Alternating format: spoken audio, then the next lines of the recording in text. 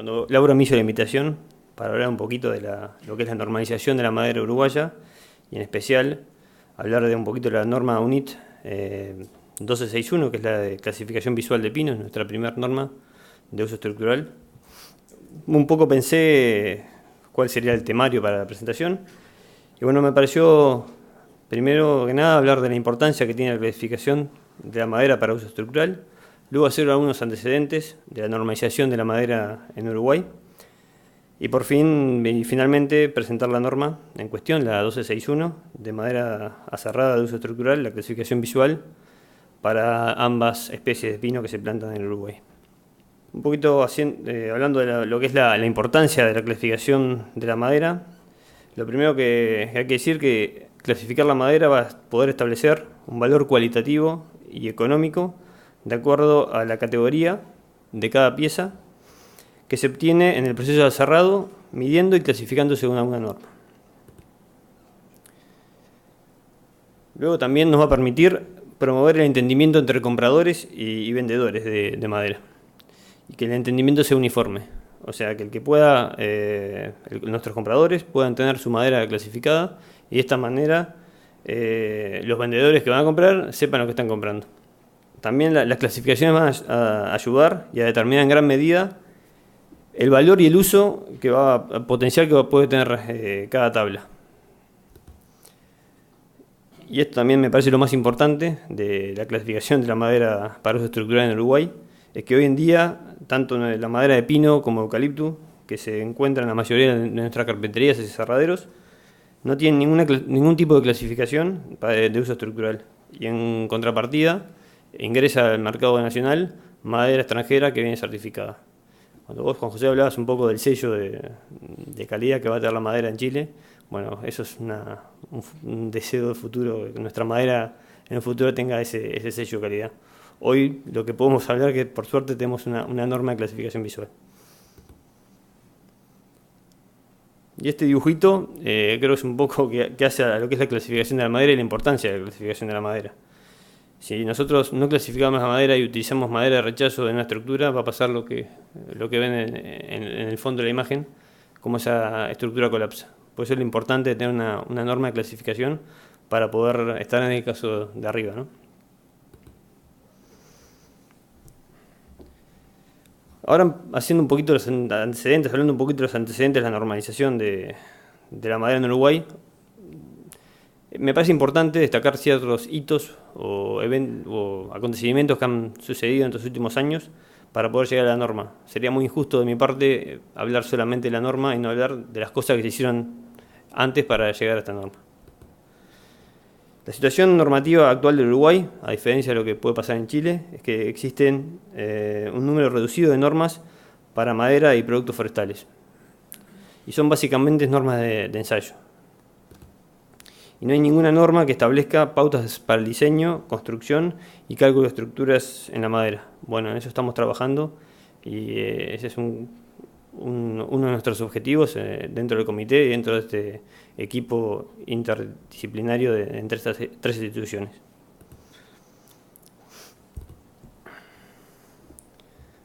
Bueno, en Uruguay, a partir de la ley forestal, se comenzó a forestar nuestro país, básicamente con estas tres especies: pino de Ataeda, Pinus elioti y el Eucalyptus grandis, con fines de madera para la construcción.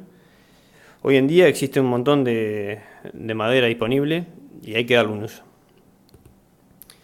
El LATU, al cual represento, está asociado y se ha asociado siempre a actores que han impulsado la cadena foresto-industrial en el Uruguay, trabajando en diferentes ámbitos, siendo una herramienta para la investigación, el desarrollo y la comercialización de productos. Eso es un poco también lo que decía Javier de lo que es nuestra misión y para qué estamos nosotros.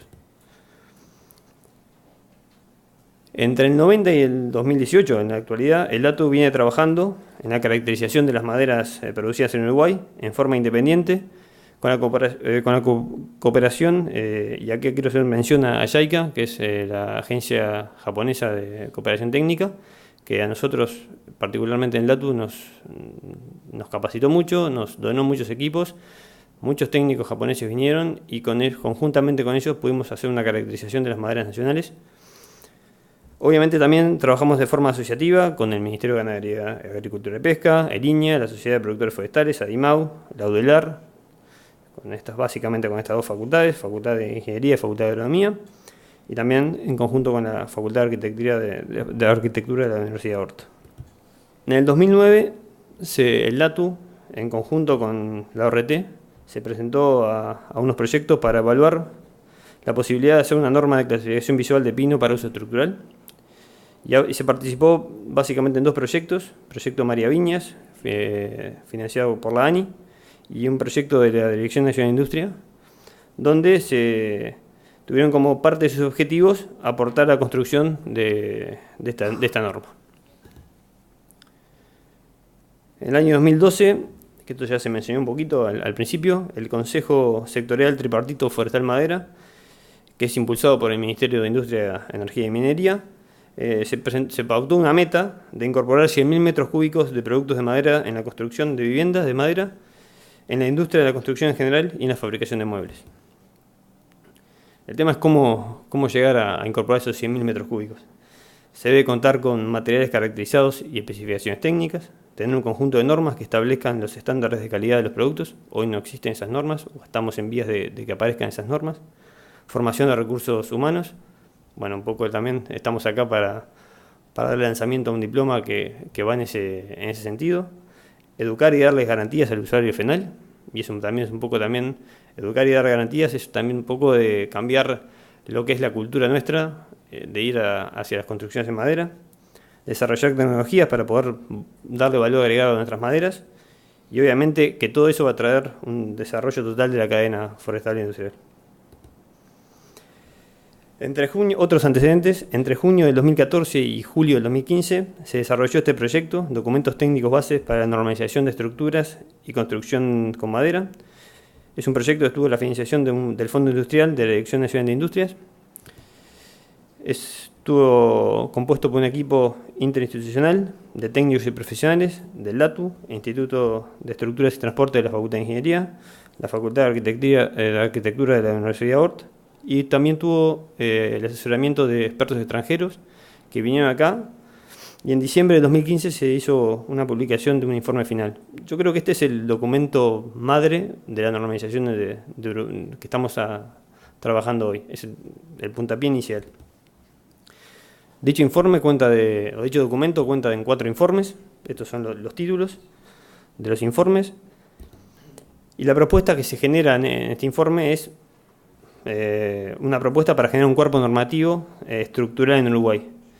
Primero que nada, lo que se propone es adoptar el cuerpo normativo europeo, el Eurocódigo 5, plantearnos armar nuestro propio código de construcción. Creo que es bastante engorroso, está bueno ya ir a algo que está hecho, y lo que se tiene que hacer es generar las normas de acompañamiento nacional. Bueno, una de esas normas es la clasificación visual de pino. Estamos trabajando en la clasificación visual de eucaliptus y vamos a seguir trabajando en esas siguientes normas. También generar los anexos nacionales al Eurocódigo 5, o sea, adoptar el Eurocódigo 5 y generarles un anexo nacional a nuestras maderas para poder realizar el cálculo estructural con madera en la edificación. Y después seguir desarrollando documentos de aplicación nacional, como pueden ser manuales de uso, para capacitar a los actores y seguir generando obviamente investigaciones en el área.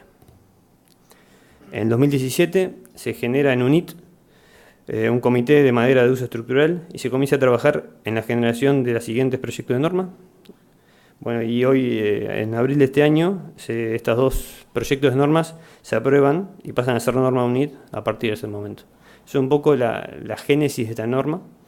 Este comité está integrado por un montón de personas del ámbito privado y público. No quiero nombrar a todos porque creo que me voy a olvidar de unos cuantos, pero bueno, estamos acá representados algunos de estos miembros del comité. Y bueno, un poquito ya yendo a la norma UNIT 1261, que es la de madera de uso estructural. La madera se puede clasificar de varias maneras. Se puede clasificar de una forma mecánica para uso estructural, una forma también utilizando métodos no destructivos para uso estructural, y también está la clasificación visual. Nosotros en este comité se aprobó esta norma para ambas especies de pino. La norma tiene como objeto establecer un procedimiento de clasificación visual aplicable a la madera cerrada para usos estructurales de sección rectangular para ambas especies de pino. Incluye valores característicos de algunas propiedades físicas y mecánicas. Asigna dichos valores a una clase resistente de acuerdo a la norma UNE EN 338 y es para madera seca. La madera tiene que estar, el lote clasificado tiene que tener una humedad inferior a 20% y ninguna pieza puede exceder de 24%.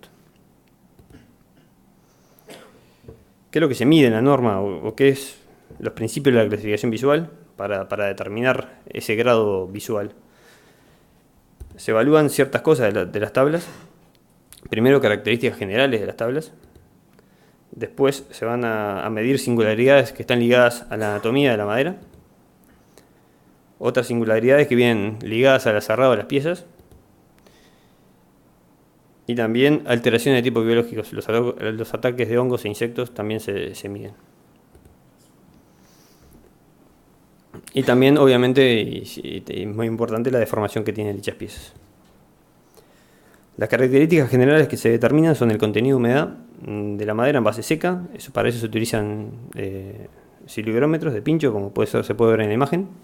Esta imagen de acá abajo es la determinación del siligrómetro. Después se mide la densidad y las dimensiones. Obviamente con las dimensiones y el peso se obtiene la densidad. Esas son las características generales que se le determinan en las tablas. ¿Cuáles son las singularidades ligadas a la anatomía?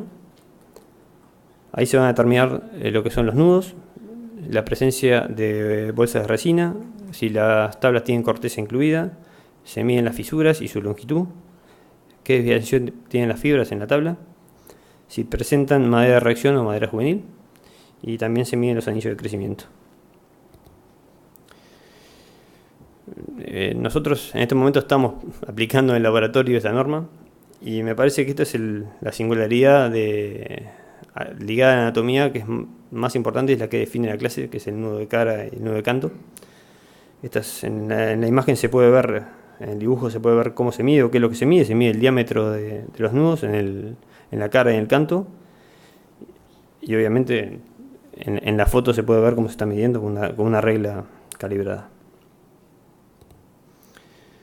Esos nudos de cantos también, de cara, pueden estar agrupados. Y ahí cuando se agrupan los nudos, como se ve en el dibujito inferior, estos nudos son agrupados.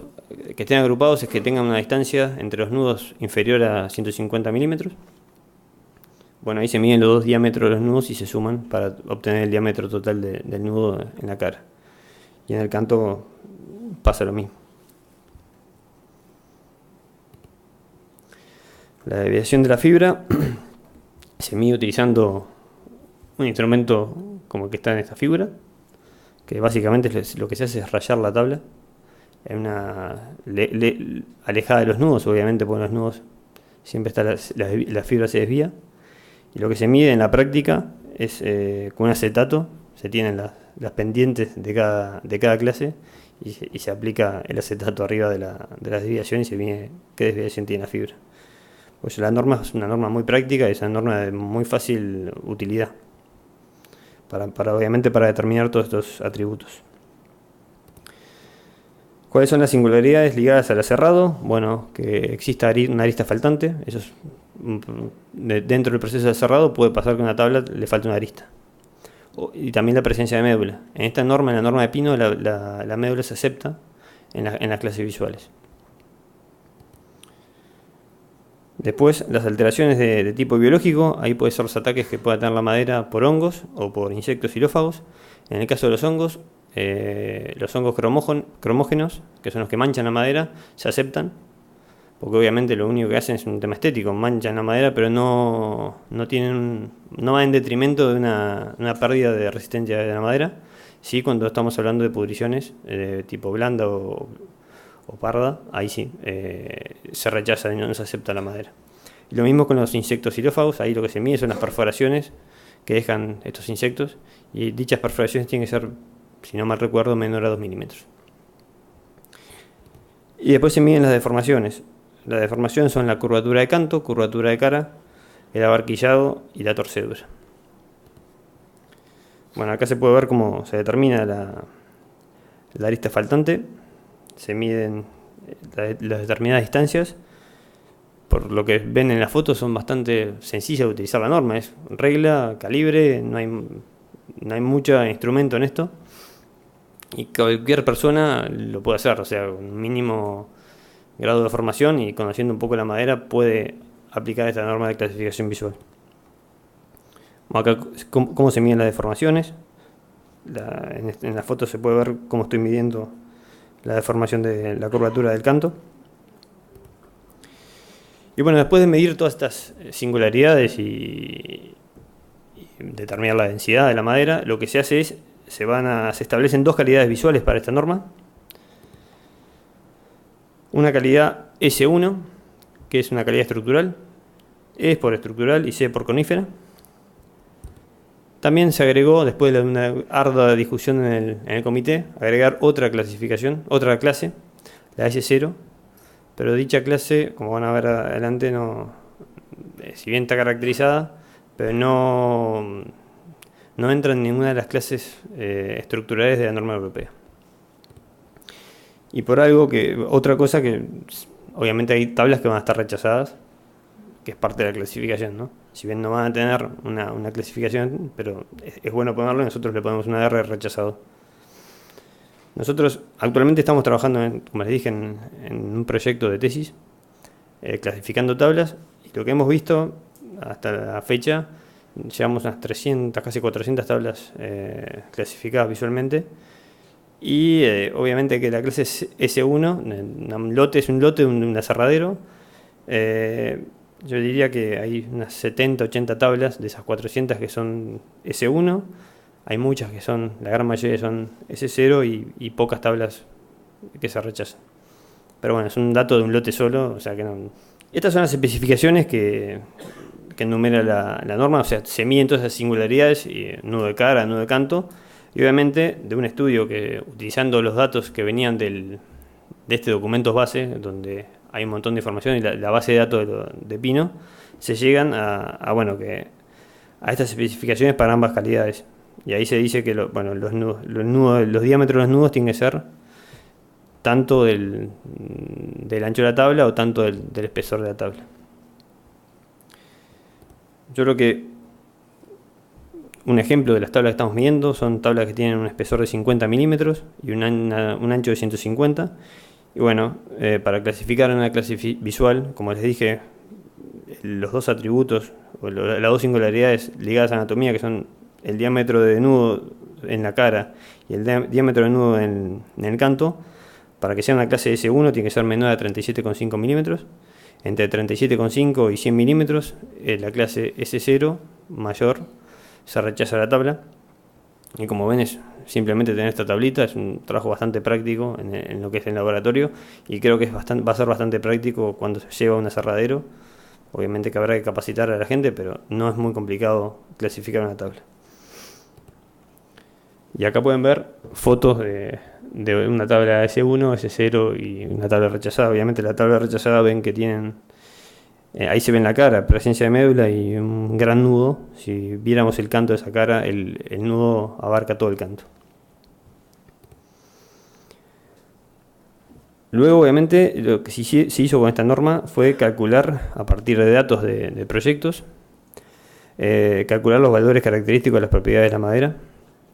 Para ello se hicieron ensayos de flexión según la norma UNE EN 408, que es para estructuras de madera cerrada y laminada, determinación de algunas propiedades físicas y mecánicas. Y después, cuando se obtuvieron, después de hacer esos ensayos, lo que se hizo fue utilizar la norma UNE EN 384, que es la que determina los valores característicos de las propiedades mecánicas y la densidad. Con los datos de las tablas que eran S1 y S0, se calculaban dichos valores y son los valores que aparecen en esta tabla. En base a los resultados y aplicando otra norma, la UNE N338, que es madera estructural clases resistentes, lo que se vio es que se puede asignar a la clase S1 a la clase resistente C14 según la norma según dicha norma.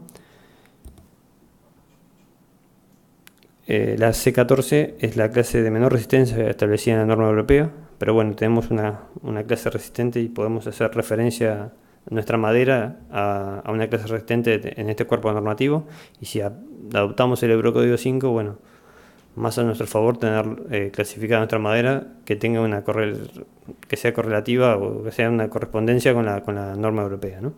La clase S0 no corresponde a ninguna clase resistente, o sea, tiene valores característicos inferiores y no la podemos, obviamente, no la podemos asignar a ninguna clase. Esto, obviamente, lo único que se presenta en la norma son los valores característicos de dicha clase. Y un poco conclusiones. Esto es a título personal para mí, para que la clasificación visual en la madera tenga un impacto en el Uruguay, todos los aserraderos y carpinterías deberían aplicar el mismo criterio de clasificación, es decir, aplicar esta norma. Este impacto obviamente se va a ver reflejado en que se van a poder empezar a uniformizar criterios. Obviamente se va a valorar la madera nacional. Obviamente hoy en día no está clasificada, no tiene ningún valor extra por estar, o sea, y frente a maderas extranjeras corren desventaja, obviamente. Viene madera certificada de afuera, yo para construir voy a utilizar madera certificada, no voy a utilizar madera que no está certificada. Ojalá podamos certificar madera en un futuro, pero bueno, por lo menos ahora clasificamos nuestra madera. Y darle, obviamente, con este tipo de normas, seguridad al calculista e ingeniero o al arquitecto a la hora de diseñar y calcular una estructura de madera. ¿Cómo vamos a seguir o hacia dónde tenemos que ir? Seguir generando normas UNIT de acompañamiento nacional. En eso estamos trabajando con la norma de eucalipto, de clasificación visual de eucalipto. Esa norma esperemos que en un mes esté aprobada. Después vamos a tener que empezar a trabajar en la generación de los anexos nacionales al Eurocódigo 5 para el cálculo estructural con madera en edificación. Vamos a tener que seguir o empezar a desarrollar documentos de aplicación nacional, manuales de uso, para que obviamente se pueda capacitar la gente y que todo el mundo entienda cómo y hacia dónde hay que ir, y que sean prácticos, ¿no? Que vayan orientados a la práctica. Y obviamente seguir generando investigaciones relacionadas a la madera para uso estructural. En eso creo que es lo que tenemos que seguir los que estamos acá. Obviamente que no estamos solos, también tiene que haber parte del Estado que tenga buenas políticas hacia la construcción de madera, los privados que se acerquen, y bueno, nosotros del lugar que estamos, seguir, pero creo que se habló un poquito de empezar a cinchar todos hacia el mismo lado y todos juntos. Somos un país chiquito y si cada uno empieza con sus chacritas, esto es imposible de hacer. Creo que lo importante es hacerlo y hacerlo todos juntos. Muchas gracias.